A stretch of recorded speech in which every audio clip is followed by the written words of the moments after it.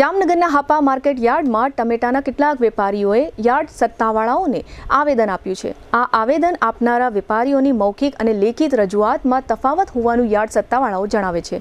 આ વેપારીઓ પાસેથી યાર્ડ દ્વારા યુઝર ચાર્જ લેવામાં આવે છે, માર્કેટ સેસ લેવામાં આવતો નથી। આ વિષયમાં દલાલી પ્રથાની કોઈ વાત નથી। વેપારીઓની રજૂઆત સ્પષ્ટ જોવા મળતી નથી। આ રજૂઆત અગાઉ આ વેપારીઓએ ક્યારેય યાર્ડ સમક્ષ કોઈ રજૂઆત કરી નથી અને ડાયરેક્ટ આવેદનપત્ર આપ્યું છે। આવેદનપત્ર આપતી વેળાએ આ વેપારીઓએ નગર સેવિકા રચનાબેન નંદાણીયાને સાથે રાખ્યા હતા, જો કે એમને પણ આ વેપારીઓની વાત પૂરી સમજમાં આવી નથી। આ આખા વિષય અંગે અબુ મિયા કાદરી નામના વેપારી તથા યાર્ડના સેક્રેટરી હિતેશ પટેલે આપેલી વિગતો પ્રસ્તુત છે। નમસ્તે જામનગર।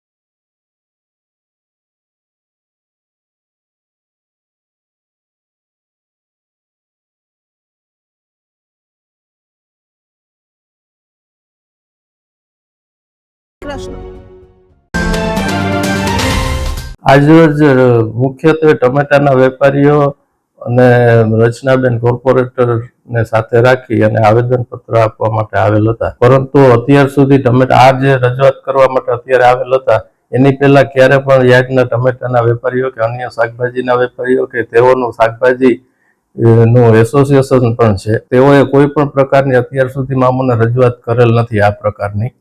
અને જો એને રજૂઆત કરી હોત તો અમે એની પહેલા પણ આનો નિર્ણય કરી શક્યા હોત, પણ આજરોજ સીધું આવેદનથી તેઓ રજૂઆત કરવા આવ્યા હતા અને તેમ છતાં પણ જે આવેદનમાં તેઓએ મુદ્દા મુખ્યત્વે લખ્યા છે કે 50 પૈસાથી વધારે સેસ લેવામાં આવે છે।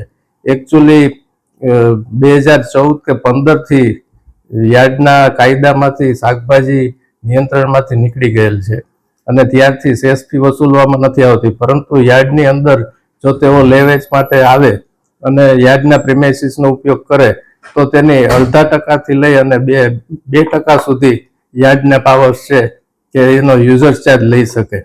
અને આપણે એ લોકો 50 પૈસા લખે છે, પરંતુ આપણે છેલ્લા 1 વર્ષથી 50 પૈસા વાળો 1 રૂપિયો કરેલ છે અને હાલ 1 રૂપિયા મુજબ તેની વસૂલાત કરવામાં આવે છે। અને એમ છતાં પણ તેઓની અન્ય જે કંઈ રજૂઆત હશે તે અમે ચેરમેન અને બોર્ડમાં નિર્ણય કરી અને થતું યોગ્ય થઈ શકે એટલું હશે તે પ્રમાણે કાયદા અનુસાર કરશું।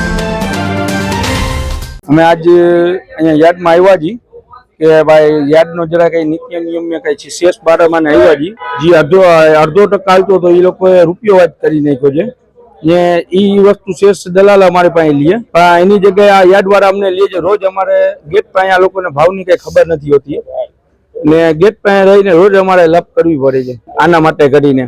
એટલે આજે અમે રજૂઆત કરવા આવ્યા છીએ કે ભાઈ આ શેષનો જે છે એ દલાલને દો કે દલાલને ખબર હોય શું ભાવ છે, અહીં અમારા બિલમાં ચડાવી દેશે શેષ. મુખ્ય માર્કેટ કે આ લોકો માર્કેટ ફી કીએ કે શેષ કીએ, એ જે આઠાને હાલતી હતી જૂનું, એ આ 2.5% લે છે, 2.5% લે ને દલાલને અમે દઈ દેશી. આ લોકોને કઈ ભાવની ખબર નથી હોતી એ ગેટે. હવે જે અમારે 5,000 નો માલ હોય તો પેલે 25 રૂપિયા શેષ થાય ફી.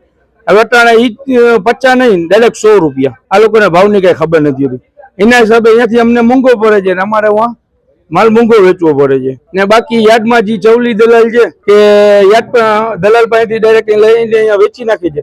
અમારે એના પાસે વટાવ દઈને વેચવું પડે.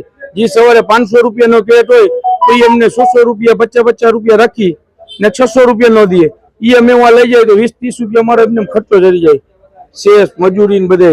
હવે એ વસ્તુ અમે વેચી અમારે 40 રૂપિયા 50 રૂપિયા વેચવા પડે. તો ગ્રાહકને ફાયદો જ થાય ને. અમારો તો જથ્થાબંધનો સાહેબ ધંધો છે. અમે તો કેટ 20 રૂપિયા ઉપર ને 40 ઉપર ધંધો કરી લે. 40 રૂપિયા કેટ મળે એ રીતનો વેપાર કરી લે.